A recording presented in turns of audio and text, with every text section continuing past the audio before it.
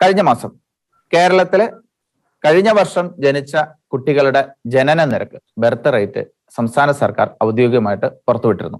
ഇത് എല്ലാ വർഷവും തുടർന്ന് വന്നുകൊണ്ടിരിക്കുന്ന ഒരു പ്രക്രിയ തന്നെയാണ്. കഴിഞ്ഞ കുറെ വർഷങ്ങളായിട്ട് മതം തിരിച്ചുള്ള ജനന നിരക്കുകൾ സംസ്ഥാന സർക്കാർ പ്രസിദ്ധീകരിക്കുന്നുണ്ട്. പക്ഷെ കഴിഞ്ഞ കുറച്ച് വർഷങ്ങളായിട്ട് നമ്മൾ ശ്രദ്ധിക്കുമ്പോൾ ക്രൈസ്തവ സമുദായങ്ങളിലെ കുട്ടികളുടെ ജനന നിരക്ക് ഓരോ വർഷവും താഴേക്ക് വന്നുകൊണ്ടിരിക്കുന്ന ഒരു സ്ഥിതിവിശേഷമാണ് കണ്ടുകൊണ്ടിരിക്കുന്നത്. ഇത് ദൂരവ്യാപകമായിട്ട് നമ്മൾ ചിന്തിക്കുകയാണെന്നുണ്ടെങ്കിൽ അത് സമുദായത്തിന്റെ നിലനിൽപ്പിനെ പോലും ബാധിക്കുന്ന ഒരു വിഷയമായിട്ടാണ് കാണുന്നത്. അതിനാൽ തന്നെ ഇന്ന് ഈ വിഷയത്തിൽ നമ്മളോടൊപ്പം പ്രതികരണവുമായി വന്നിരിക്കുന്നത് ചങ്ങനാശ്ശേരി അതിരൂപത പിതൃവേദി പ്രസിഡന്റ് ശ്രീ AP തോമസ് സാറും സാമൂഹിക നിരീക്ഷകൻ ശ്രീ അമൽ സരീഖുമാണ്. രണ്ടുപേർക്കും ഫയർ റൂമിലേക്ക് സ്വാഗതം. ഞാൻ ആദ്യം അമൽ സരീഖിലേക്കാണ് വരുന്നത്. അമൽ ഇത്തരം വിഷയങ്ങളിലൊക്കെ കുറച്ചും കൂടി സ്റ്റഡീഡ് ആണെന്നാണ് ഞാൻ മനസ്സിലാക്കുന്നത്. അമൽ, കഴിഞ്ഞ കുറച്ച് വർഷങ്ങളായിട്ട് ക്രൈസ്തവ സമുദായങ്ങളിലെ അല്ലെ ക്രൈസ്തവരായിട്ടുള്ള കുട്ടികളുടെ ജനന നിരക്ക് ആനുപാതികമായിട്ട് ഓരോ വർഷങ്ങളിലും കുറഞ്ഞുകൊണ്ടിരിക്കുന്നു. മറ്റ് ചില സമുദായങ്ങളുടെ ക്രമാതീതമായി സ്വാഭാവികമായിട്ട് കൂടിക്കൊണ്ടിരിക്കുന്നു. പക്ഷെ മറ്റ് സമുദായങ്ങളുടെ കൂടിക്കൊണ്ടിരിക്കുന്നു എന്നുള്ളതല്ല നമ്മുടെ ആശങ്ക. ക്രൈസ്തവ സമുദായത്തിന്റെ കുട്ടികളുടെ ബർത്ത് റേറ്റ് പെർസെൻറ്റേജ് ഓരോ വർഷവും കുറഞ്ഞുകൊണ്ടിരിക്കുന്നു എന്നതിനെ എങ്ങനെയാണ് താങ്കൾ കാണുന്നത്? ഒരു സമുദായം അല്ലെങ്കിൽ ഒരു സമൂഹത്തിന്റെ നിലനിൽപ്പ് അതിന്റെ ജനസംഖ്യയിലാണ്. അവിടെയുള്ള സമൂഹത്തിന്റെ എന്തുമാത്രം അംഗസംഖ്യ കൊണ്ടാണ് അത് എക്സിസ്റ്റ് ചെയ്യുന്നത്, നിലനിൽക്കുന്നത്.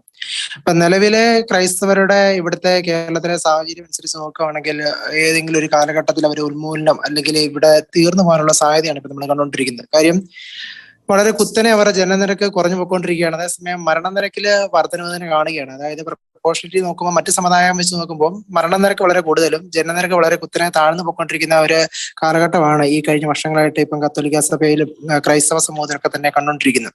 അപ്പൊ അത് നമ്മൾ എടുത്തു പറയുകയാണെങ്കിൽ നമുക്കറിയാം, 2005 തന്നെ KC സക്രിയ എന്ന് പറയുന്ന ഒരു ഗവേഷകന്റെ റിപ്പോർട്ട് പ്രകാരം കേരളത്തിലെ ക്രിസ്ത്യാനികൾ, പ്രത്യേകിച്ച് സുറിയാനി ക്രിസ്ത്യാനികൾ പാഴ്സി സിൻഡ്രോം ബാധിക്കുകയാണ്. അതായത് അവര് വളരെ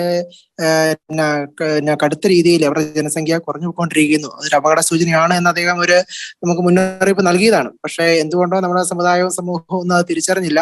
ഇന്നാണ് അല്പമെങ്കിലും തിരിച്ചറിവിലേക്ക് നമ്മൾ വരുന്നത്. ഈ കഴിഞ്ഞ കാലഘട്ടത്തിൽ നമ്മൾ നോക്കുവാണെങ്കിൽ 2011 സെൻസസ് പ്രകാരം കേരളത്തിലെ ജനസംഖ്യ 18% അടുത്ത് കേരളത്തിലെ ക്രിസ്ത്യാനികൾക്ക് ഉണ്ടെങ്കിൽ തന്നെയും ഈ കഴിഞ്ഞ കാലഘട്ടം 2012 തൊട്ടുള്ള കേരളത്തിലെ ജനനനിരക്ക് നമുക്ക് കണ്ടെത്താവുന്ന ആനുവൽ വൈറ്റൽ സ്റ്റാറ്റിസ്റ്റിക്സ് റിപ്പോർട്ട്, അതായത് കേരള സർക്കാരിന്റെ എക്കണോമിക്സ് ആൻഡ് സ്റ്റാറ്റിസ്റ്റിക്സ് ഡിപ്പാർട്ട്മെന്റ് ഇറക്കുന്ന ആനുവൽ വൈറ്റൽ സ്റ്റാറ്റിസ്റ്റിക്സ് റിപ്പോർട്ട് നമ്മൾ നോക്കുകയാണെങ്കിൽ 2013 ജനനിരക്ക് 15.78%. ഇപ്പൊ 2020 പുതിയ ലേറ്റസ്റ്റ് ആയിട്ടുള്ള കണക്കനുസരിച്ച് 13.93% മാത്രമാണ് കേരളത്തിലെ ജനനിരക്ക്. ഒരു ഉദാഹരണം പറയുകയാണെങ്കിൽ 2005 ക്രിസ്ത്യൻ ജനനനിരക്ക്, കേരളത്തിലെ ക്രിസ്ത്യൻ ജനനിരക്ക് 17.59 ആയിരുന്നു 2005. 2020 എത്തിയപ്പോൾ, അതായത് 15 വർഷത്തിന് ശേഷം നമ്മൾ നോക്കുകയാണെങ്കിൽ 13.93% കടന്നിരിക്കുകയാണ്. അപ്പോൾ അങ്ങനെ കുത്തനെ കുറയുന്നതായിട്ടാണ് നമ്മൾ കാണുന്നത്. 15 വർഷത്തിനുള്ളിൽ തന്നെ വളരെ കുറഞ്ഞു പോയിക്കൊണ്ടിരിക്കുന്ന ഒരു സമൂഹമായിട്ട് ഇപ്പം കേരളത്തിലെ ക്രിസ്ത്യാനികൾ മാറിക്കൊണ്ടിരിക്കുകയാണ്. ഇതിലെ രസം എന്താണെന്ന് ചോദിച്ചു കഴിഞ്ഞു കഴിഞ്ഞാൽ 2019 മരണനിരക്കിൽ കേരളത്തിലെ ക്രിസ്ത്യാനികൾ 20%. നമ്മുടെ മരണനിരക്കിൽ 2020 ലേറ്റസ്റ്റ് റിപ്പോർട്ടിലും ഏകദേശം 20% അടുത്താണ് കേരളത്തിലെ ക്രിസ്ത്യാനികളുടെ മരണനിരക്ക്. അപ്പം മരണനിരക്ക് 20% അടുത്തും ജനനിരക്ക് വെറും 13.9% എത്തിയിരിക്കുകയാണ് കേരളത്തിലെ ക്രൈസ്തവ സമൂഹം. അപ്പൊ അത് വളരെ അപകടം പിടിച്ചൊരു കാലഘട്ടത്തിലേക്കാണ് ഇത് മുന്നോട്ട് കൊണ്ടുപോകുന്നത് അല്ലെങ്കിൽ പോകുന്നത് എന്നുള്ളൊരു സൂചനയാണ്. ആ സൂചന നമ്മൾ തിരിച്ചറിയേണ്ടതായിട്ടുണ്ട്. അത് ഇനിയും വൈകി കഴിഞ്ഞു കഴിഞ്ഞാൽ അപകടത്തിലേക്കാണ് പോകുന്നത്. അത് കൃത്യമായിട്ടും സർക്കാരും സമുദായവും മനസ്സിലാക്കി അതിന് വേണ്ട എന്തെങ്കിലും നിർദ്ദേശങ്ങൾ മുന്നോട്ട് വെക്കുകയും അത് പ്രാവർത്തിക തലത്തിലേക്ക് കൊണ്ടുവരികയും ചെയ്ത് ഈ സമുദായത്തിന്റെ നിലനിൽപ്പ് അത് ഉറപ്പുവരുത്താനായിട്ട് ശ്രമിക്കണമെന്നാണ് എനിക്ക് പറയാനുള്ളത്. Thank you. ഞാൻ AP തോമസിലേക്ക് വരികയാണ്. ശ്രീ AP തോമസ്, പിതൃവേദിയുടെ പ്രസിഡന്റ് ആണ് താങ്കൾ. ചങ്ങനാശ്ശേരി അതിരൂപതയുടെ പിതൃവേദിയുടെ പ്രസിഡന്റ് ആണ് താങ്കൾ. പക്ഷെ ഇത്തരം ഒരു വിഷയങ്ങളിൽ പിതൃവേദി അല്ലെ എന്നൊരു സംവിധാനത്തിലൂടെ അല്ലെങ്കിൽ ആ സംഘടനയിലൂടെ താങ്കൾക്ക് എന്തെല്ലാം കാര്യങ്ങൾ ഇതിലേക്ക് എന്തെങ്കിലും ചെയ്യാൻ സാധിച്ചിട്ടുണ്ടോ? അല്ലെങ്കിൽ ഇതേപോലെയുള്ള കാര്യങ്ങളെ പറ്റി ബോധവാന്മാരാണോ പിതൃവേദി സംഘടനാ അംഗങ്ങൾ? നമ്മുടെ ഇവിടെ അമല് നമ്മുടെ ഇന്നത്തെ സ്റ്റാറ്റിസ്റ്റിക്സ് വ്യക്തമായിട്ട് പറയുണ്ടായി, അംഗസംഖ്യ കുറഞ്ഞു വരുന്നു. ഇതിന് നമുക്ക് ചെയ്യാൻ കഴിയുന്ന എന്താണെന്ന് വെച്ചാൽ, നമ്മളൊരു മത്സരമല്ല, മറ്റു സമുദായത്തെക്കാളും കൂടുതലോ കുറവോ എന്നുള്ള ഒരു മത്സരമല്ല. നമ്മുടെ കുട്ടികൾ, നമ്മുടെ സമുദായത്തിൽ എന്തുകൊണ്ട് ദൈവത്തിന്റെ ദാനമാണ് കുട്ടികൾ എന്ന് നമ്മൾ പറയുമെങ്കിൽ തന്നെയും ഇവരെ സ്വീകരിക്കാൻ നമ്മൾ തയ്യാറാണോ? വ്യക്തിപരമായിട്ടുള്ള സുഖലോലുപതയ്ക്ക് വേണ്ടി പണ്ട് കുട്ടികൾ ഒരു അസറ്റായിരുന്നു. കൂടുതൽ കുട്ടികളുള്ളത് ആ കുടുംബത്തിന് ഒരു വലിയ ഒരു സമ്പത്തായിട്ട് കരുതിയിരുന്ന ഒരു കാലഘട്ടത്തിൽ നിന്ന് മാറി ഇന്ന് കുട്ടികൾ ഒരു ബേർഡനായിട്ട് മാറുന്ന ഒരു സ്ഥിതിയിലേക്ക് മാറിയിട്ടുണ്ടെങ്കിൽ അതിന്റെ ഉത്തരവാദിത്വം ഏറ്റെടുക്കേണ്ടത് നമ്മൾ ഓരോരുത്തരുമാണ്. പലപ്പോഴും നമ്മുടെ സുഖങ്ങൾ ത്യജിക്കാനായിട്ട് നമ്മൾ തയ്യാറല്ല. ഒരുപക്ഷെ ഈശ്വരൻ തരുന്ന ഈ ദാനത്തെ സ്വീകരിക്കാനും അത് അവരെ വളർത്തി അവരെ വലുതാക്കി അവരെ ഓരോ പൊസിഷനിൽ എത്തിക്കുക എന്നുള്ള ഒരു ചുമതലയാണ് ഓരോ മാതാവിനും പിതാവിനും അവര് സ്വീകരിക്കേണ്ട ഒരു കാര്യം.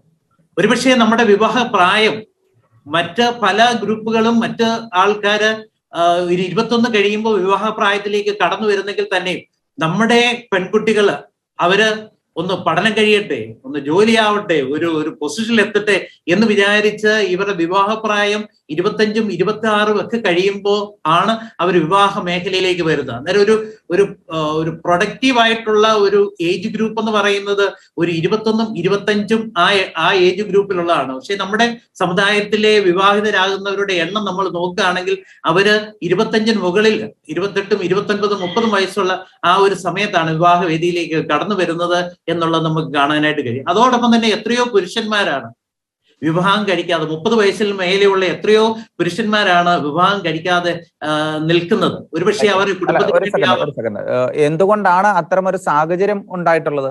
എന്തുകൊണ്ടാണ് 26, 27 വയസ്സിൽ പെൺകുട്ടികൾ വിവാഹത്തിലേക്ക് എത്തുന്നു, അല്ലെ ചില പുരുഷന്മാര് പ്രായം കഴിഞ്ഞിട്ടും വിവാഹത്തിന്റെ സാഹചര്യങ്ങൾ ഇല്ലാതെ വരുന്നു എന്നുള്ളതാണ് മനസ്സിലാക്കേണ്ടത്. റോണി ചോദിച്ചൊരു നല്ല ചോദ്യമാണ്. പക്ഷേ അതിന്റെ കാരണം എന്ന് ചോദിച്ചാല് എല്ലാവരും ഒരു സ്റ്റേബിൾ ആയിട്ട് ഞാനൊരു പൊസിഷനിൽ ആയിട്ട് ഈ മേഖലയിലേക്ക് കടന്നു വരാം എന്നുള്ള ഒരു ചിന്തയാണ്. ആ ഒരു ചിന്ത മാറണം. ഇത് നമ്മളെ സംബന്ധിച്ചിടത്തോളം സ്നേഹത്തിന്റെ പൂർത്തീകരണമാണ് കുട്ടികൾ എന്നുള്ള ഒരു തിരിച്ചറിവ് കുടുംബത്തിൽ ഉണ്ടാവണം. ആ ഒരു തിരിച്ചറിവുണ്ടെങ്കിൽ മാത്രമേ ഇതിനെ സ്വീകരിക്കാനായിട്ട് കഴിയുള്ളൂ. ഇതിപ്പോ നമ്മൾ കുട്ടികൾ വേണ്ട എന്ന് വരെ ചിന്തിക്കുന്ന ചില കപ്പിൾസ് ഉണ്ട്. കാരണം എന്താ, അവരുടെ സ്വാർത്ഥമായിട്ടുള്ള ഒരു ചിന്തയാണ്. പണ്ട് 100 രൂപ കുടുംബത്തിലുണ്ടെങ്കിൽ അത് 10 കുട്ടികളുണ്ടെങ്കിൽ 10 പേർക്കായിട്ട് ഡിവൈഡ് ചെയ്യുമ്പോൾ 10 രൂപ വെച്ചേ ഉണ്ടാവുള്ളൂ. പക്ഷേ അന്നേരം അത് സഫറിങ്ങോടുകൂടി അത് അവര് ആത്മാർത്ഥമായിട്ട് പ്രവർത്തിച്ച് അവര് ഒരു നിലയിൽ എത്തുന്ന ഒരവസ്ഥയുണ്ട്. പക്ഷെ ഇന്നിപ്പം ഒരു 100 രൂപ 2ആയിട്ട് ഡിവൈഡ് ചെയ്യുമ്പോഴത്തേക്ക് 50 രൂപ വെച്ചാണ് കുട്ടികൾക്ക്. എന്ന് പറഞ്ഞാൽ അവർക്ക് ബുദ്ധിമുട്ടുകൾ അനുഭവിക്കുന്നില്ല, ബുദ്ധിമുട്ടുകൾ അറിഞ്ഞ് കുട്ടികൾ വളരുന്നില്ല, അവരെ വളർത്തുന്നില്ല എന്നുള്ളതാണ്. ഒരുപക്ഷെ ഒത്തിരി കുട്ടികളുള്ള കുടുംബം നശിച്ചു പോയതായിട്ട് നമുക്ക് ഒരിടത്തും നമ്മളൊരു സ്റ്റാറ്റിസ്റ്റിക്സ് കാണുന്നില്ല.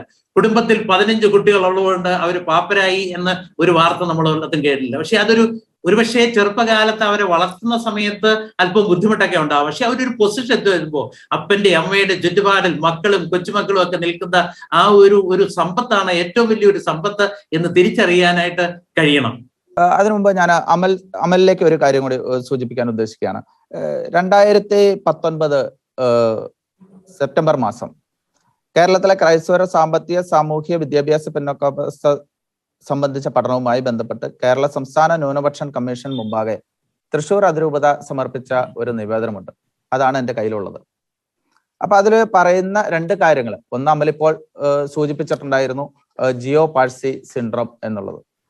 അതിനാൽ തന്നെ കാരണം ജിയോ പാഴ്സികൾക്ക് വേണ്ടിയിട്ടുള്ള ജിയോ പാഴ്സി പ്രോഗ്രാമുകൾ കേന്ദ്ര സർക്കാരുകൾ 2014 മുതൽ ആരംഭിച്ചു. എന്തുകൊണ്ടാണ് ജിയോ പാഴ്സി പ്രോഗ്രാമുകൾ ആരംഭിക്കാനുണ്ടായ സാഹചര്യം എന്നുള്ളത് പാഴ്സികളുടെ ജനന നിരക്ക് വല്ലാതെ കുറഞ്ഞു പോയതിന്റെ അടിസ്ഥാനത്തിലാണ്. ആ സമുദായത്തെ നിലനിർത്തുന്നതിന് വേണ്ടി സർക്കാർ നൽകിയിട്ടുള്ള ഒരു കൈത്താങ്ങാണ്. 2019 തൃശ്ശൂർ അതിരൂപത ഇത്തരമൊരു നിവേദനം സംസ്ഥാന ന്യൂനപക്ഷ കമ്മീഷൻ മുമ്പാകെ കൊടുത്തതിന്റെ അടിസ്ഥാനം തന്നെ ഈ കഴിഞ്ഞ 4-5 വർഷങ്ങളായിട്ട് വന്നിട്ടുള്ള ജനന നിരക്കുകളിലെ വ്യത്യാസം കുറവ് തന്നെയാണ്.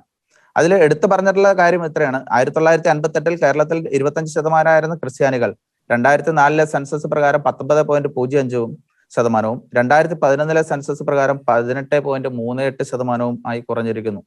അതോടൊപ്പം തന്നെ മറ്റൊരു കാര്യം കൂടി പറഞ്ഞിട്ടുണ്ട്. കാരണം ഈ ബർത്ത് റേറ്റുകളെ സൂചിപ്പിച്ചുകൊണ്ട് 2012 ബർത്ത് റേറ്റും 2017 ബർത്ത് റേറ്റും കമ്പയർ ചെയ്തുകൊണ്ടാണ് നിവേദനം കൊടുത്തിട്ടുള്ളത്. 2012 2017 ബർത്ത് റേറ്റുകളിലെ കുറവുകൾ ക്രൈസ്തവ സമുദായം 18.6% നിന്ന് 14.96% കുറഞ്ഞിരിക്കുന്നു. അതായത് 3.64% കുറവ്. മറ്റ് രണ്ട് സമുദായങ്ങൾക്കും വർധനവുണ്ടായ സാഹചര്യത്തിലാണ് ഇവിടെ ക്രൈസ്തവ സമുദായത്തിന് കുറവ് വന്നിട്ടുള്ളത്. ഈ 3 വർഷങ്ങൾക്ക് മുമ്പ് ഇത്തരം കാര്യങ്ങൾ സംസ്ഥാന ന്യൂനപക്ഷ കമ്മീഷൻ മുമ്പാകെ സൂചിപ്പിക്കുകയും അതിനാൽ തന്നെ സംസ്ഥാന സർക്കാരിന്റെയും കേന്ദ്ര ന്യൂനപക്ഷ കമ്മീഷന്റെയും കേന്ദ്ര ഗവൺമെന്റിന്റെ ശ്രദ്ധയിലേക്ക് ഈ വിഷയം കൊണ്ടുവരണമെന്നും സംസ്ഥാന ന്യൂനപക്ഷ കമ്മീഷൻ മുമ്പാകെ തൃശ്ശൂർ അതിരൂപത നിവേദനം കൊടുത്തിരുന്നു.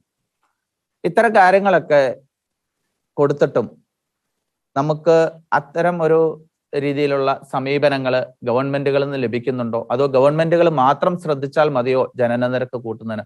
സമുദായവും ആനുപാതികമായിട്ട് ഇതിനോടനുസരിച്ച് ശ്രദ്ധിക്കേണ്ടതല്ലേ? എന്താണ് ശ്രീ അമൽ സിറിയക്കിന് പറയാനുള്ളത്? ഇതില് ആദ്യം തന്നെ പറയാനുള്ളത് ഈ പറഞ്ഞിരിക്കുന്ന ന്യൂനപക്ഷ കമ്മീഷനിൽ കൊടുത്ത റിപ്പോർട്ട് ന്യൂനപക്ഷ കമ്മീഷൻ സർക്കാരിന് സമർപ്പിച്ചിട്ടുണ്ടോ, അല്ലെങ്കിൽ ഏത് രീതിയിലാണ് അത് സമർപ്പിച്ചിരിക്കുന്നത് നമ്മൾ ശ്രദ്ധിക്കേണ്ടതാണ്. നിലവിലെ അറിവനുസരിച്ച് ന്യൂനപക്ഷ കമ്മീഷൻ ഈ ന്യൂനപക്ഷ സിറ്റിങ്ങുകളിൽ നടന്ന ഈ ചർച്ചകളിലൂടെയും മറ്റുമായിട്ട് നടന്ന കാര്യങ്ങളും ഈ തന്ന റിപ്പോർട്ടുകളുടെ വിവരണങ്ങളും കാര്യങ്ങളും ഒന്നിന് സർക്കാരിലേക്ക് സമർപ്പിക്കുന്നില്ല, അതിന് തയ്യാറായിട്ടില്ല എന്നാണ് അറിയാനായിട്ട് കഴിഞ്ഞിരിക്കുന്നത്. 2009 ജൂൺ മാസം അല്ലെങ്കിൽ ജൂലൈ മാസം മുതൽ നവംബർ മാസം വരെ നടന്ന ഇത്തരം സിറ്റിങ്ങുകളിൽ നമ്മൾ കൊടുത്തിരുന്ന ആ നിവേദനങ്ങൾ ഇതുവരെയായിട്ടും സർക്കാരിലേക്ക് സമർപ്പിച്ചിട്ടില്ല, അല്ലെങ്കിൽ സമർപ്പിക്കാൻ തയ്യാറല്ല എന്ന രീതിയിലാണ് ന്യൂനപക്ഷ കമ്മീഷന്റെ ചെയർമാന് തന്നൊരു മറുപടി. അത് ഇനി ജെ.വി. കമ്മീഷൻ എന്ന് കമ്മീഷൻ ചെയർമാൻ അങ്ങനെ പറഞ്ഞു എന്നുള്ള സാഹചര്യം ഉണ്ടായിട്ടുണ്ടോ? കാര്യം അവര് ഇതുവരെയായിട്ടും കൊടുത്തിട്ടില്ല. ജെ.വി. കമ്മീഷൻ ചോദിക്കുവാണെങ്കിൽ കൊടുക്കാമെന്ന് ഞാൻ ഫോൺ വിളിച്ച് ചോദിച്ചപ്പോൾ എനിക്ക് വാക്കാൽ കിട്ടിയ മറുപടിയാണത്. അതായത് വരുന്നതിന് മുമ്പാണല്ലോ ഇത്തരം നിവേദനം. തീർച്ചയായിട്ടും അത് ഒരു വൈകിപ്പിക്കുകയായിരുന്നു എന്ന് വേണം നമുക്ക് മനസ്സിലാക്കാനായിട്ട്. കാര്യം നവംബർ മാസത്തോടെ കഴിഞ്ഞ ആ ഒരു സിറ്റിംഗിന്റെ റിപ്പോർട്ടുകൾ അത് ഒരു ക്രിസ്ത്യൻ മെമ്പർ ആയിരുന്ന ഒരു മെമ്പർ അത് ക്രോഡീകരിച്ച് റിപ്പോർട്ടാക്കി തയ്യാറാക്കി വൈസ് ചെയർമാന്റെ ടേബിളിൽ കൊടുക്കുകയും അതിനുശേഷം ചെയർമാന്റെ ടേബിളിലേക്കൊക്കെ വരികയും ചെയ്തു. പക്ഷെ കൊറോണ കാലഘട്ടം പറഞ്ഞുകൊണ്ട് അതിനെ വൈകിപ്പിക്കുകയൊക്കെ ചെയ്തു. അതിനുശേഷം നിലവിൽ അത് സർക്കാരിലേക്ക് സമർപ്പിക്കുന്നില്ല, അല്ലെങ്കിൽ ജെ.വി. കമ്മീഷനെ നിയമിച്ചിട്ടുണ്ടല്ലോ അത് മതി എന്ന രീതിയിലേക്കാണ് അദ്ദേഹം ഒരു നിലപാടൊക്കെ എടുത്തിരുന്നത്. അതുപോട്ടെ, ഇനി ഇത്തരം കാര്യങ്ങൾ സർക്കാരിലേക്ക് സമർപ്പിക്കുന്നില്ല, അല്ലെങ്കിൽ സർക്കാർ മുഖേന കൃത്യമായിട്ട് മുന്നോട്ട് പോകുന്നില്ല എന്നൊരു തിരിച്ചറിവ് തന്നെയാണ്. അതോടൊപ്പം തന്നെ നമ്മൾ ശ്രദ്ധിക്കേണ്ട മറ്റൊരു കാര്യം, സർക്കാരിന്റെ സംവിധാനങ്ങളിൽ നിന്ന് വരുന്ന അറിയിപ്പുകളും നിർദ്ദേശങ്ങളും മുന്നറിയിപ്പുകളും എല്ലാം യഥാവിധം പാലിക്കുകയും അതനുസരിച്ച് ജീവിക്കുകയും ചെയ്യുന്ന ഒരു സമൂഹമാണ് കേരളത്തിലെ ക്രൈസ്തവ സമൂഹം. കൃത്യമായിട്ട് സർക്കാർ നിർദ്ദേശങ്ങൾ നമ്മൾ പാലിക്കുന്നുണ്ടെന്ന് ചരിത്ര തെളിവുകൾ തന്നെയാണ്. അതിന് ഒരു ഉദാഹരണം പറയുകയാണെങ്കിൽ ഈ ജനസംഖ്യാ വിഷയം തന്നെയാണ് നമുക്ക് അതിനകത്തൊരു ഉദാഹരണമായിട്ട് പറയാൻ പറ്റുന്നത്. അതായത് നമ്മുടെ ഭാരതത്തിന്റെ ജനസംഖ്യ കൂടുന്നു എന്നൊരു കാര്യം വന്നപ്പോൾ ഇതിനുള്ള ജനസംഖ്യ ക്രമീകരിക്കണം, അല്ലെങ്കിൽ അതിനകത്ത് മക്കളുടെ എണ്ണത്തിൽ കുറവ് വരുത്തണം എന്ന രീതിയിലേക്കുള്ള ചില നിർദ്ദേശങ്ങളൊക്കെ സർക്കാർ വരുന്നൊരു കാലഘട്ടം ഉണ്ടായിരുന്നു. ആ കാലഘട്ടം കഴിഞ്ഞ് പിന്നെ നമ്മൾ നോക്കുകയാണെങ്കിലാണ് കേരളത്തിലെ ക്രിസ്ത്യൻ ജനസംഖ്യ വളരെ കുറഞ്ഞ രീതിയിലേക്കുള്ള ജനനിരക്കിലേക്ക് പോയേക്കുന്നത്. കൃത്യമായിട്ട് സർക്കാരിന്റെ പോളിസികളൊക്കെ പാലിക്കുന്ന സംവിധാനത്തിലേക്ക് ക്രൈസ്തവ സമൂഹം പോവുകയും മറ്റു സമുദായങ്ങൾ അത്രമാത്രം പോകാതിരിക്കുകയും ചെയ്യുന്നതിന്റെ അനന്തരഫലമൊക്കെയാണ് നമ്മൾ ഇന്ന് കാണുന്ന ഈ ജനനിരക്കിലെ വർദ്ധിച്ച കുറവ് എന്ന് വേണം നമ്മൾ മനസ്സിലാക്കാനായിട്ട്. അതോടൊപ്പം ശ്രദ്ധിക്കേണ്ട ഒരു കാര്യമുണ്ട്, ഈ സർക്കാർ സംവിധാനത്തിന്റെ മറ്റൊരു മുന്നറിയിപ്പ് കൊണ്ടുണ്ട്. അതായത് പെൺമക്കളെ നേരത്തെ കെട്ടിക്കരുത്, പകരം നല്ല വിദ്യാഭ്യാസം കൊടുത്തിട്ട് അവർ രണ്ട് കാലിൽ നിൽക്കാനായിട്ട് പ്രാപ്തിയാകുന്ന സമയത്ത് അവർ വിവാഹത്തിലേക്ക് കടക്കുക. ആ രീതിയിലേക്ക് സർക്കാർ ഒരു പോളിസി ഈ കേരള സർക്കാർ ഇപ്പം KSRTC ബസ് വരെ ഒട്ടിച്ചുകൊണ്ട് അത് കൊടുക്കുന്നുണ്ട്, നമുക്ക് എല്ലാവർക്കും അറിയാവുന്നതാണ്. അപ്പം ഈ ഒരു പോളിസികള് നമ്മുടെ ക്രൈസ്തവ സമൂഹം മാത്രം കൂടുതലായിട്ട് അതിനെ ഏറ്റെടുക്കുകയും മറ്റു സമുദായങ്ങൾ ഏറ്റെടുക്കാതിരിക്കുകയും ചെയ്യുന്ന ഒരു സംവിധാനമാണ് നമ്മൾ കാണുന്നത്. അതിന്റെ തെളിവ് ഞാൻ പറയാം. തെളിവ് എന്താണെന്ന് പറഞ്ഞു കഴിഞ്ഞാൽ, നമ്മുടെ കേരള സർക്കാരിന്റെ ഈ ആനുവൽ വൈറ്റ് സയൻസ് റിപ്പോർട്ട് തന്നെയുണ്ട്. അതിനകത്ത് നോർമൽ ഡെലിവറിയും സിസേറിയൻ ഡെലിവറിയും എന്ന് പറയുന്ന ഒരു കേസ് പറയുന്നുണ്ട്. കേസ് സ്റ്റഡി ഇങ്ങനെയാണ്. അതായത് ഏകദേശം 29 വയസ്സ് വരെ, അതായത് ഏകദേശം 20-24 വയസ്സിന്റെ ഏജിന്റെ ഇടയ്ക്ക് കുട്ടികൾ ഉണ്ടായതിൽ നോർമൽ ഡെലിവറി റേറ്റ് 19ഉം സിസേറിയൻ റേറ്റ് 11ഉമാണ്. അതേസമയം 25-29 വയസ്സിനിടയ്ക്ക് സ്ത്രീകളിൽ, അതായത് കുട്ടികൾ ഉണ്ടായ അമ്മമാരുടെ നിരക്കില് 19% നോർമലും 15% സിസേറിയനും. 30 തൊട്ട് 34 വരെ അല്ലെങ്കിൽ അതിന് മേളിലോട്ട് വരുമ്പം നോർമൽ ഡെലിവറി റേറ്റിനേക്കാളും കൂടുതലായിട്ടാണ് സിസേറിയൻ റേറ്റ് കാണുന്നത്. അതായത് 30 വയസ്സിന് ശേഷം സിസേറിയൻ റേറ്റ് നോർമൽ ഡെലിവറി റേറ്റിനേക്കാളും കൂടുതലായിട്ടാണ് കാണുന്നത്.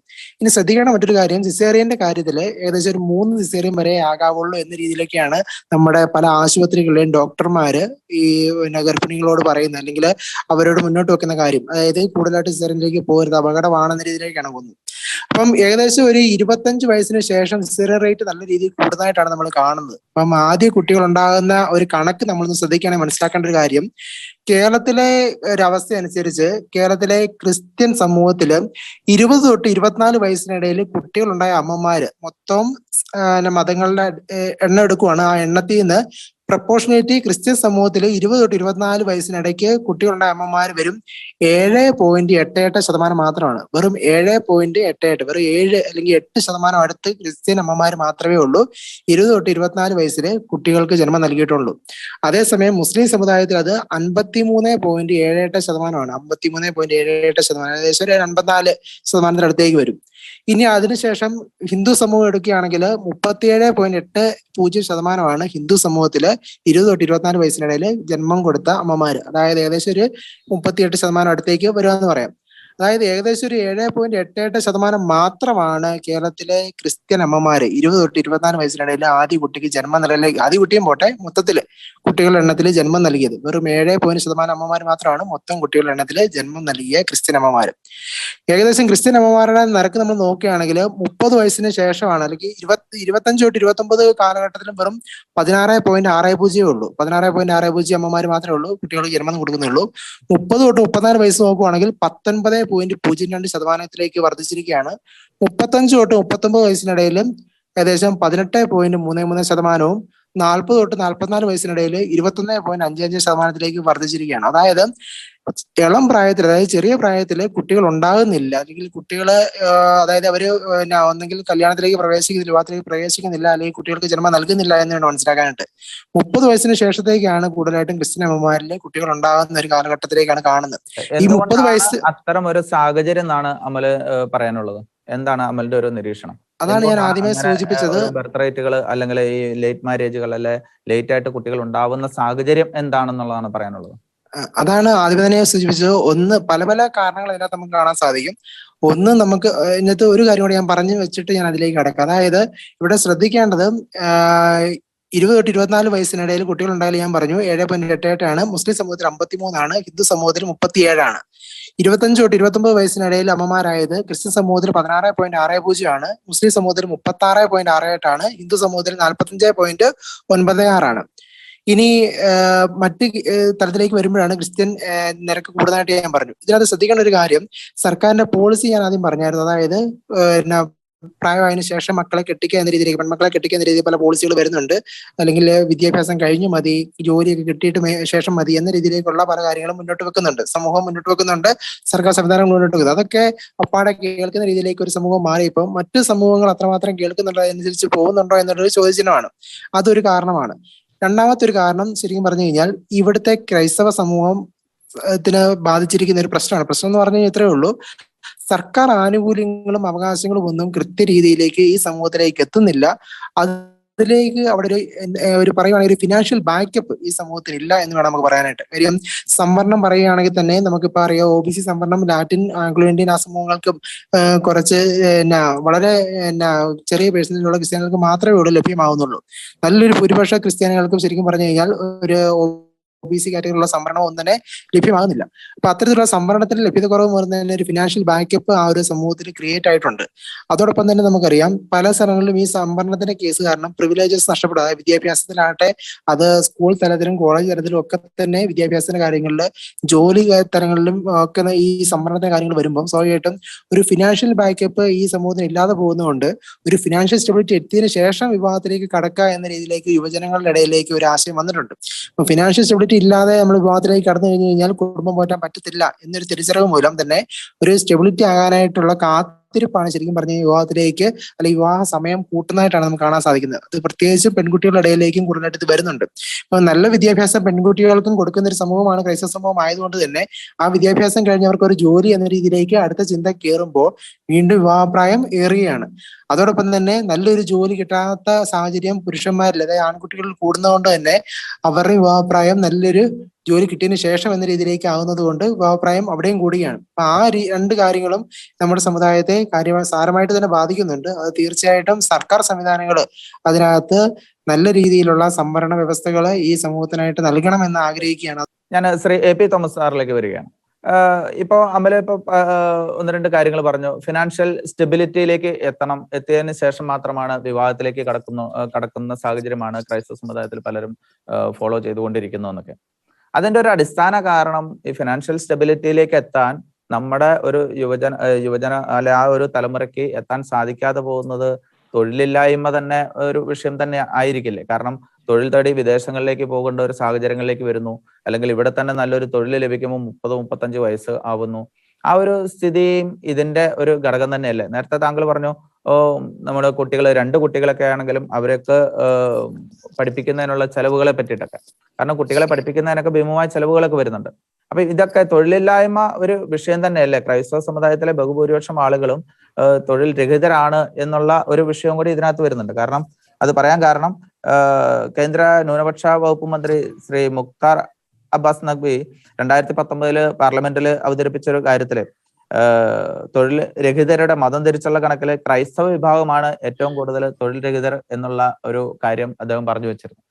അപ്പം ഇങ്ങനെയുള്ള കാര്യങ്ങളിൽ തൊഴിലില്ലായ്മ ഇതിന്റെ ഒരു ഭാഗമാണ്. അതില് നമുക്ക് എന്താണ് ചെയ്യാനുള്ളത്? എന്താണ് താങ്കൾക്ക് ആ വിഷയത്തിൽ പറയാനുള്ളത്? റോണി പറഞ്ഞ ഒരു പ്രധാനപ്പെട്ട പോയിന്റ് ആണ്. നമ്മള് തൊഴിൽ മേഖലയിൽ നമ്മൾ പുറകിലാണ് എന്നുള്ളത്. എനിക്ക് തോന്നുന്നത് നമ്മുടെ ക്രിസ്ത്യൻ സമൂഹം മടിയന്മാരാണ് എന്ന് പറയുന്നതിൽ യാതൊരു സംശയമില്ല. കാര്യം ഒരു സംരംഭം തുടങ്ങുന്ന കാര്യത്തിൽ, റിസ്ക് എടുക്കുന്ന കാര്യത്തിലെല്ലാം നമ്മൾ പിന്നിലാണ് മറ്റുള്ളവരെക്കാളും. ഒരുപക്ഷെ പണ്ട് കാർഷിക മേഖലയിലായിരുന്നു നമ്മുടെ ആളുകൾ പ്രധാനമായിട്ടുണ്ടായിരുന്നു. 5 മക്കളുണ്ടെങ്കിൽ 5 മക്കളും ആ കാർഷിക മേഖലയിലായിരുന്നു. പക്ഷെ ഈ കാർഷിക മേഖലയിൽ നിന്ന് മാറിയപ്പോൾ കുട്ടികൾക്ക് ജോലി ചെയ്യാനായിട്ട് വിദേശ രാജ്യങ്ങളിലേക്ക് പോകേണ്ട ഒരു അവസ്ഥ വന്നപ്പോഴത്തേക്ക് സ്വാഭാവികമായിട്ട് പോപ്പുലേഷനിൽ അത് ബാധിക്കും. നമ്മുടെ ഈ കേരളത്തിലെ ജനസംഖ്യയിൽ അത് കുറഞ്ഞു. നല്ല ശതമാനം ആളുകൾ, വിദ്യാർത്ഥികൾ ഇന്ന് മറ്റ് രാജ്യങ്ങളിലേക്ക് പഠനത്തിനായിട്ടും ജോലിക്കായിട്ടും ഒക്കെ പോകുന്നുണ്ട്. അത് നമ്മുടെ ജനസംഖ്യ കുറവിന്, ക്രിസ്ത്യൻ സമൂഹത്തിന്റെ ജനസംഖ്യ കുറവിന് ഒരു പ്രധാനപ്പെട്ട കാരണമാണ്.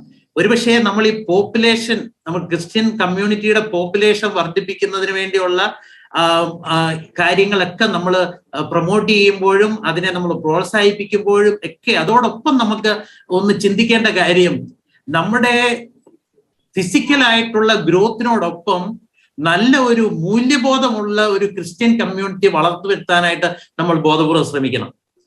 ഒരുപക്ഷെ നമ്മുടെ ഗ്രൂപ്പിൽ നിന്ന് നമ്മൾ നല്ല മദർ തെരേസമാരും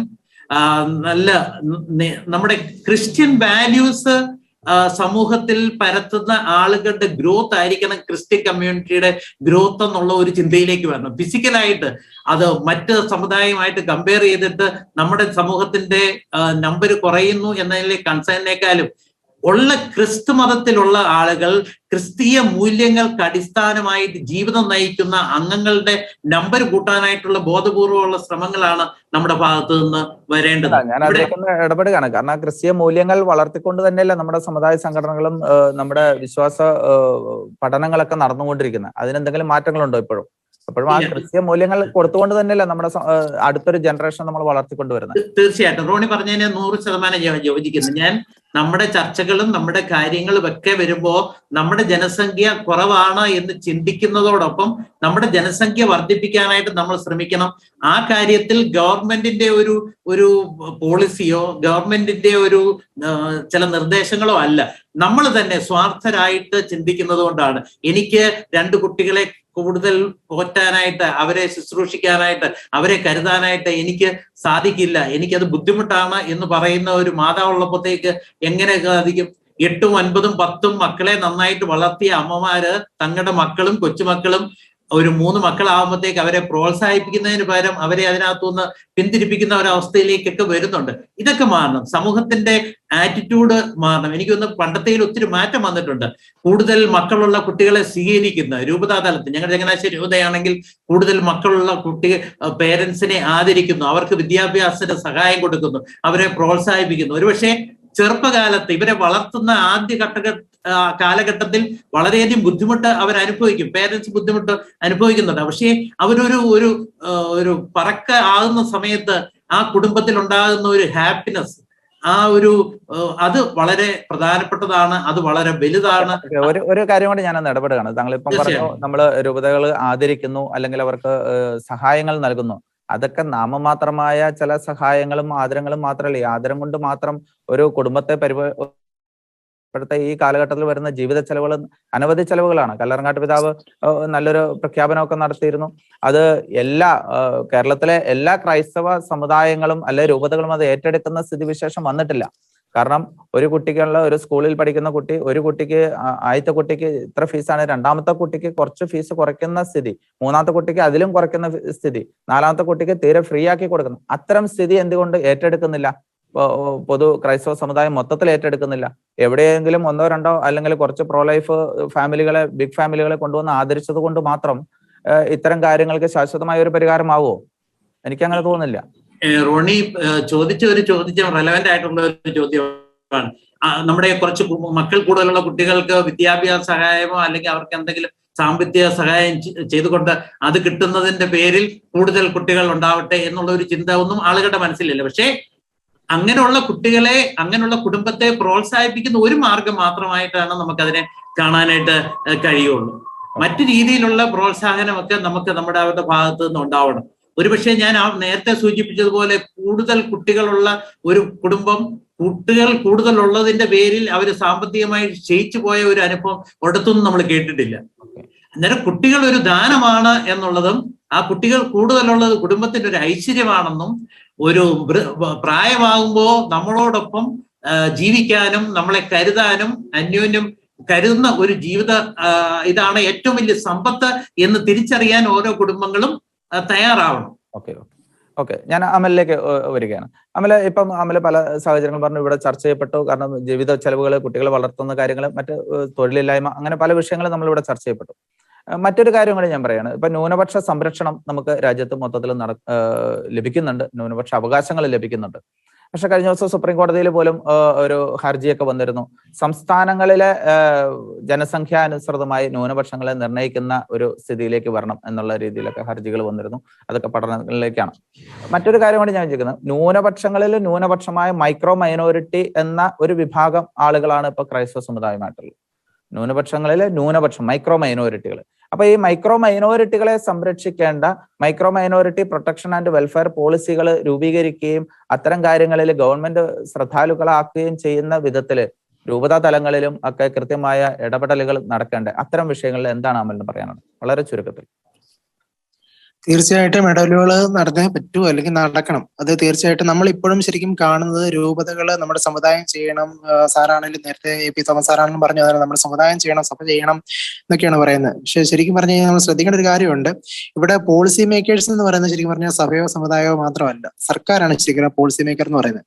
അപ്പൊ സർക്കാർ സംവിധാനത്തിലൂടെയാണ് ശരിക്കും പറഞ്ഞു കഴിഞ്ഞാൽ നമ്മുടെ സാഹചര്യങ്ങൾ തന്നെ ക്രമപ്പെട്ടു പോകുന്നത്. അപ്പൊ അതാണ് ശരിക്കും ശ്രദ്ധിക്കേണ്ട ഒരു കാര്യം. ഇപ്പൊ നമുക്ക് ഒരു വീട്ടിൽ പറയുകയാണ് ഇതുപോലെ നമുക്ക് കുട്ടികൾ ഒന്നോ രണ്ടോ മതി എന്ന് പറയാനായിട്ടുള്ള കാരണം, അങ്ങനെ ഒരു കാരണമുണ്ട്. അതായത് ഏകദേശം ഒരു 1970 മുൻപ് കേരളത്തിലെ ജനസംഖ്യയില് ജനനനിരക്ക് എടുത്ത് നോക്കുവാണെങ്കിൽ ഏറ്റവും കൂടുതൽ ജനനിരക്ക് ക്രിസ്ത്യൻ സമൂഹത്തിലായിരുന്നു. 1970 മുമ്പ് ഏറ്റവും കൂടുതൽ ജനനിരക്ക് ക്രിസ്ത്യൻ സമൂഹത്തിലായിരുന്നു. 1970 ശേഷമാണ് ശരിക്കും പറഞ്ഞു കഴിഞ്ഞാൽ എത്രമാത്രം കൂടുതലായിട്ട്, ഏകദേശം 1950 ആ കാലഘട്ടം, അതിനു മുമ്പൊക്കെ കാലഘട്ടം എടുത്ത് നോക്കുവാണെങ്കിൽ വളരെ അധികമായിരുന്നു കേരളത്തിലെ ക്രിസ്ത്യൻ ജനനിരക്ക്. പക്ഷെ പിന്നീട് ഇങ്ങോട്ട് സ്വാതന്ത്ര്യത്തിന് ശേഷമുള്ള കാലഘട്ടത്തിലാണ് നമ്മുടെ ജനനിരക്ക് കുറഞ്ഞു പോകുന്നത്. ഇന്നിപ്പം വളരെ അതീതമായിട്ടും കുറഞ്ഞു പോയിക്കൊണ്ടിരിക്കുകയാണ്. ഇങ്ങനെ കുറഞ്ഞു പോകാനൊരു സാഹചര്യം വന്നത്, അതായത് കുട്ടികളുടെ ഒന്നോ രണ്ടോ മതി എന്ന് പറയേണ്ട ഒരു സാഹചര്യം വന്നത് എന്തുകൊണ്ടാണെന്ന് നമ്മൾ ശ്രദ്ധിക്കാനായിട്ടുണ്ട്. അതായത് നമ്മുടെ സാഹചര്യങ്ങളാണ് നമ്മുടെ തീരുമാനങ്ങളെ നിർണ്ണയിക്കുന്നതും നമ്മളുടെ അഭിപ്രായങ്ങളെ രൂപീകരിക്കുന്നതും ഒക്കെ. അപ്പൊ ഇത്തരത്തിലുള്ള സാഹചര്യം വരാൻ കാരണം ഫിനാൻഷ്യലായിട്ട് നമ്മൾ പിന്നോട്ട് പോയതും നമുക്ക് ഇതിനനുസരിച്ചുള്ള സാഹചര്യങ്ങൾ ഇവിടെ രൂപപ്പെട്ട് വന്നില്ല. അപ്പൊ അങ്ങനെ സാഹചര്യങ്ങളിലെ കുറവും പിന്നെ ചില പോളിസികളൊക്കെ തന്നെയാണ് ഇത്തരത്തിലുള്ള ഒരു കുറവിലേക്ക് ക്രൈസ്തവ സമൂഹത്തെ നയിച്ചത്. അപ്പോൾ അത് ശരിക്കും പറഞ്ഞാൽ സമൂഹത്തിന്റെ ഒരു ആറ്റിറ്റ്യൂഡിനേക്കാൾ ഉപരി തന്നെ ക്രൈസ്തവ സമൂഹത്തിന് മാത്രമായിട്ട് ചില സാഹചര്യങ്ങൾ രൂപപ്പെട്ടു വന്നായിരുന്നു. അതായത് സംവരണം ഒക്കെ ശരിക്കും പറഞ്ഞാൽ 1993 ശേഷമാണ് സംവരണ വ്യവസ്ഥകളൊക്കെ നമുക്ക് ഇന്ന് കാണുന്ന OBC സംവരണമൊക്കെ വന്ന 1993 ശേഷമാണ് ഇത്ര ശക്തമായിട്ട് വന്നത്. അതിനുശേഷം ഈ കഴിഞ്ഞ കാലഘട്ടങ്ങളിലാണ് ഈ OBC ഒക്കെ ശരിക്കും പറഞ്ഞു കഴിഞ്ഞാൽ മറ്റെല്ലാ ഡിപ്പാർട്ട്മെന്റിലേക്ക്, സർക്കാർ ഡിപ്പാർട്ട്മെന്റിലേക്കെല്ലാം ഇത് പ്രാവർത്തികമാക്കി വന്നത്. അതുകൊണ്ടാണ് ശരിക്കും പറഞ്ഞു കഴിഞ്ഞാൽ ഈ ഒരു കുറച്ച് സമുദായം വളരുകയും മറ്റു സമുദായങ്ങൾ പിന്നോട്ട് പോകുന്ന ഒരു അവസ്ഥയിലേക്ക് കേരളത്തിൽ വന്നതായിട്ട് നമുക്ക് കാണാൻ സാധിക്കും. ആ സമുദായങ്ങളുടെ ആ ഒരു രേഖ എടുത്ത് നോക്കിയാൽ മതി, സംവരണമുള്ള സമുദായങ്ങളിലെ മറ്റും വളർച്ചകളിലും കാര്യങ്ങളും വ്യത്യാസം നമുക്ക് കാണാൻ സാധിക്കും. പിന്നെ മറ്റൊരു കാര്യം AP സാറ് തോമസ് സാറ് സൂചിപ്പിച്ചൊരു കാര്യത്തിനെ പറ്റി പറയുകയാണ്, മൂല്യബോധമുള്ള കുട്ടികൾ അല്ലെങ്കിൽ അങ്ങനെയുള്ള ആളുകൾ സമൂഹത്തിൽ വരണമെന്നുള്ളത് ഒരു ആവശ്യകതയാണെന്ന് പറയുകയുണ്ടായി. സാർ ശ്രദ്ധിക്കേണ്ട ഒരു കാര്യമുണ്ട്, ഇപ്പൊ മൂല്യബോധമുള്ള അല്ലെങ്കിൽ അങ്ങനെയുള്ള വിശുദ്ധരായിട്ടുള്ള ആൾക്കാര് എന്ന് നമ്മൾ വിളിക്കുന്നവര് എത്രാമത്തെ കുട്ടിയായിരുന്നു എന്നത് നമ്മൾ ചിന്തിക്കുകയാണെങ്കിൽ നല്ലൊരു ഭൂരിപക്ഷം ആളുകൾ മൂല്യബോധമുള്ളവർ നമ്മൾ കരുതുന്നത് രാഷ്ട്രീയക്കാരായാലും മതപരമായിട്ടാണെങ്കിലും മറ്റ് മേഖലകളിലൊക്കെയുള്ള ആണെങ്കിലും അവരൊക്കെ എന്ന് പറഞ്ഞു കഴിഞ്ഞാൽ ചിലപ്പം 1-2 കുട്ടി ആയിരിക്കത്തില്ല, 1-ാമത്തെ കുട്ടി ആയിരിക്കത്തില്ല, ചിലപ്പോൾ 3-ാമത്തെയോ 4-ാമത്തെയോ 5-ാമത്തെയോ 6-ാമത്തെയോ 7-ാമത്തെയോ കുട്ടി ആയിരിക്കും. അപ്പൊ അത്തരത്തിലുള്ള കുട്ടികൾ നമ്മുടെ ഇടയിൽ നഷ്ടപ്പെട്ടു പോകുന്നതായിരിക്കും. ചിലപ്പോൾ മൂല്യബോധമുള്ള ഒരു കുട്ടി വരേണ്ടതായിരുന്നു, പക്ഷെ അവൻ വരാതെ 1-ൽ 2-ൽ ചെയ്ത മാതാപിതാക്കൾ കാരണമായിരിക്കും ചിലപ്പം ആ മൂല്യബോധമുള്ള ചില കുറെ സമൂഹങ്ങൾ നമ്മുടെ ഇടയിൽ നഷ്ടപ്പെട്ടു പോയെന്ന് വേണം നമ്മൾ കരുതാനായിട്ട്. തീർച്ചയായിട്ടും നമ്മൾ ആ ഒരു കാര്യത്തിലേക്ക് ശ്രദ്ധ കൊടുക്കണം. ഈ രണ്ടാമത് റോണിച്ചേട്ടൻ പറഞ്ഞ ആ ഒരു കാര്യത്തിലേക്ക് ശ്രദ്ധ കൊടുക്കണം, അതായത് മൈക്രോ മൈനോറിറ്റി എന്നൊരു കൺസെപ്റ്റും കൺസേണും. ഈ ഒരു ന്യൂനപക്ഷം എന്ന് പറയുന്ന ഒരു വിഭാഗം ശരിക്കും പറഞ്ഞു കഴിഞ്ഞാൽ പ്രത്യേക പരിഗണനയ്ക്ക് അർഹരാണ്. അവരാണ് ശരിക്കും പറഞ്ഞാൽ ന്യൂനപക്ഷത്തിന് അർഹരെന്ന് പറയാൻ. കാര്യം ഭരണഘടന രൂപീകരിക്കുന്ന വേളയിൽ എന്തുകൊണ്ടാണ് മൈനോറിറ്റി എന്നൊരു കൺസെപ്റ്റ് ഈ ഭരണഘടനയിൽ കൊണ്ടുവന്നതിന്റെ ഒരു കാരണം പറയുകയാണെങ്കിൽ, ഭൂരിപക്ഷം ഒരിക്കലും ഈ ന്യൂനപക്ഷങ്ങളായി കിടക്കുന്ന സമൂഹങ്ങളെ അവരെ അടിച്ച് അമർത്താനായിട്ടോ അല്ലെങ്കിൽ അവരുടെ മേൽ ആധിപത്യം പുലർത്താനായിട്ടോ പാടില്ല. അതിനായിട്ടൊരു സംരക്ഷണ കവചമായിട്ടാണ് അവർക്ക് അവരുടേതായ വിശ്വാസ കാര്യങ്ങളൊക്കെ ഭാവി തലമുറയ്ക്ക് പകർന്നു കൊടുക്കാനായിട്ടും അത് പരിപോഷിപ്പിക്കാനായിട്ടുള്ള മാർഗങ്ങളായിട്ടാണ് ന്യൂനപക്ഷ അവകാശങ്ങൾ ഭരണഘടന വിഭാവനം ചെയ്തത്. അത് വളരെ ന്യൂനപക്ഷമായി നിൽക്കുന്ന ആൾക്കാർക്കാണ് ശരിക്കും പറഞ്ഞാൽ ഈ അപകടാവസ്ഥ ഉള്ളത്. ആ ന്യൂനപക്ഷങ്ങളെ പ്രത്യേകം പരിഗണിക്കേണ്ടത് വളരെ ആവശ്യകത തന്നെയാണ്. നിലവിലെ നമ്മുടെ സമൂഹത്തിലെ ഇപ്പം നമുക്ക് ദീപികയിൽ ഒരു ആർട്ടിക്കിളൊക്കെ വന്നിരുന്നു, അതായത് കൃത്യമായിട്ടും കേരളത്തിലെ ക്രൈസ്തവർക്ക് അല്ലെങ്കിൽ ന്യൂനപക്ഷങ്ങളായിട്ട് മൈക്രോ മൈനോറിറ്റി ആയിട്ടുള്ള കമ്മ്യൂണിറ്റികൾക്കൊന്നും തന്നെ ന്യൂനപക്ഷ ആനുകൂല്യങ്ങളൊന്നും കിട്ടാത്തൊരവസ്ഥ വന്നിരിക്കുന്നു, അല്ലെങ്കിൽ കഴിഞ്ഞ കാലങ്ങളിൽ നമ്മൾ കണ്ടതാണെന്നുള്ള കാര്യങ്ങൾ പറഞ്ഞിരുന്നു. അത് തീർച്ചയായിട്ടും നമ്മൾ ഇനിയെങ്കിലും സർക്കാർ സംവിധാനങ്ങൾ ഇതിൽ ഉണർന്ന് പ്രവർത്തിക്കുകയും എല്ലാവർക്കും നീതി നേടിക്കൊടുക്കാനുള്ള ഒരു സംവിധാനത്തിലേക്ക് സർക്കാർ സംവിധാനം ഉണർന്ന് പ്രവർത്തിക്കണം. സമുദായത്തെ മാത്രമായിട്ട് നമുക്കൊന്നും പറയാൻ സാധിക്കില്ല. കാര്യം സമുദായം എന്ന് പറയുന്നത് വളരെ ചെറിയതായിട്ടുള്ള കൺസെപ്റ്റ് അല്ലെങ്കിൽ കൺസേൺ ആണെന്ന് പറയാം. കാര്യം എന്ന് പറഞ്ഞു കഴിഞ്ഞാൽ കേരളത്തിൽ ഏകദേശം 18% മാത്രമാണ് ഈ ക്രിസ്ത്യാനികളുടെ ജനസംഖ്യ ഉള്ളത്. അതിന്റെ അകത്ത് തന്നെ സീറോ മലബാർ കമ്മ്യൂണിറ്റി എന്ന് പറഞ്ഞാൽ 10% താഴെ വരുന്നുള്ളൂ. അതിനകത്ത് ഓരോ രൂപത എന്ന് പറഞ്ഞു കഴിഞ്ഞാൽ വളരെ ചെറിയ രീതിയിലേക്കുള്ളൊരു ചിലപ്പോൾ ഒരു 3 ലക്ഷം 4 ലക്ഷം അല്ലെങ്കിൽ ആ രീതിയിലേക്കുള്ള കണക്കിൽ മാത്രമായിട്ട് വരുന്നതാണ്. അപ്പം മാത്രമല്ല ഓരോ രൂപതയ്ക്ക് അത്രമാത്രം ഫിനാൻഷ്യൽ സ്റ്റെബിലിറ്റിയോ അല്ലെങ്കിൽ സ്റ്റാറ്റസ് നിലവിലില്ല എന്നുള്ളതാണ് സത്യം തന്നെയാണ്. അപ്പൊ ആ നിലയിൽ ഒരു എന്താ പറയുന്നത് ഒരു ലൈഫ് ലോങ് ആയിട്ടുള്ള പോളിസികൾ ക്രമീകരിക്കുക എന്ന് പറഞ്ഞു കഴിഞ്ഞാൽ വളരെ പ്രയാസകരമാണ്. അല്ലെങ്കിൽ രൂപതയ്ക്ക് ഒരു പൈസ കിട്ടണമെങ്കിൽ അത് പിരിവിലൂടെ വേണം. അതേസമയം ഗവൺമെന്റ് ആണെങ്കിൽ ടാക്സ് മുഖേന എല്ലാവരെയും നിന്നും പൈസ പിരിക്കുകയും സംരക്ഷണം കൊടുക്കാനും ബാധ്യസ്ഥരായിട്ടുള്ള സംവിധാനമാണ്. ആ നിലയിൽ ഏറ്റവും ന്യൂനപക്ഷമായി കിടക്കുന്ന ഇവിടെ ഇടപെടുകയാണ്, നമുക്ക് സമയപരിമിതിയുണ്ട്. തീർച്ചയായിട്ടും അതുകൊണ്ട് തീർച്ചയായിട്ടും ന്യൂനപക്ഷങ്ങളെ സംരക്ഷിക്കുന്ന തരത്തിലേക്ക് സർക്കാർ സംവിധാനങ്ങൾ മാറണം. യഥാർത്ഥ ന്യൂനപക്ഷങ്ങളെ സംരക്ഷിക്കുന്ന രീതിയിലേക്കുള്ള പോളിസികൾ നടപ്പിലാക്കുകയും അത് ഇവിടെ പ്രാവർത്തിക തലത്തിലേക്ക് കൊണ്ടുവരികയും ചെയ്യണമെന്നാണ് അഭ്യർത്ഥിക്കാനുള്ളത്. ഇന്ന് നമ്മളിവിടെ ചർച്ച ചെയ്തത് ക്രൈസ്തവ സമുദായത്തിന്റെ കുറഞ്ഞുകൊണ്ടിരിക്കുന്ന ജനന നിരക്കിനെ പറ്റിയിട്ടാണ്. ആശങ്കാപരമായ ഒരു കണക്കുകളിലേക്കാണ് നമ്മൾ പോയിക്കൊണ്ടിരിക്കുന്നത്. അത് വരും വർഷങ്ങളിൽ നമ്മുടെ സമുദായത്തിന്റെ നിലനിൽപ്പിനെ തന്നെ പോലും ബാധിക്കുന്ന ഒരു വിഷയമാണ്. Micro minority protection policy and welfare പോളിസികൾ രൂപീകരിക്കേണ്ട ആവശ്യകതകളെ പറ്റി ഇന്നിവിടെ ചർച്ച ചെയ്തു. ന്യൂനപക്ഷങ്ങളിൽ ന്യൂനപക്ഷമാണ് ഏറ്റവും കൂടുതൽ സംരക്ഷിക്കപ്പെടേണ്ടത് എന്നുള്ള ഒരു ആശയമാണ് ഇന്നിവിടെ പങ്കുവെക്കപ്പെട്ടത്. അതോടൊപ്പം തന്നെ സമുദായങ്ങള് വലിയ ഫാമിലികളെ ആദരിക്കുകയോ അല്ലെങ്കിൽ എന്തെങ്കിലും ചെറിയ രീതിയിലുള്ള സഹായങ്ങൾ നൽകുകയോ ഇതിലൂടെ മാത്രം കൂടുതൽ കുട്ടികൾ ഉണ്ടാവുന്ന ഒരു സ്ഥിതിവിശേഷം ഉണ്ടാവുന്നില്ല. അത്തരം കാര്യങ്ങളിൽ കൃത്യമായ ബോധവൽക്കരണങ്ങളും കൃത്യമായ ഇടപെടലുകളും സമുദായങ്ങളും ഉണ്ടാവണം. രാഷ്ട്രീയപരമായ സമ്മർദ്ദങ്ങളും സമുദായ നേതൃത്വങ്ങൾ എടുക്കണം എന്നും കൂടി പറഞ്ഞുകൊണ്ട് ഇന്നത്തെ ഈ സെക്ഷൻ ഇവിടെ അവസാനിപ്പിക്കുന്നു. നമ്മളോടൊപ്പം ഇന്ന് ഈ ചർച്ചയിൽ പങ്കെടുത്ത ചങ്ങനാശ്ശേരി അതിരൂപത പിതൃവേദി പ്രസിഡന്റ് ശ്രീ AP തോമസിനും സാമൂഹിക നിരീക്ഷകൻ അമൽ സിറീക്കനും പ്രത്യേകം നന്ദി പറഞ്ഞുകൊണ്ട് ഈ സെക്ഷൻ ഇവിടെ അവസാനിപ്പിക്കുന്നു. Thank you.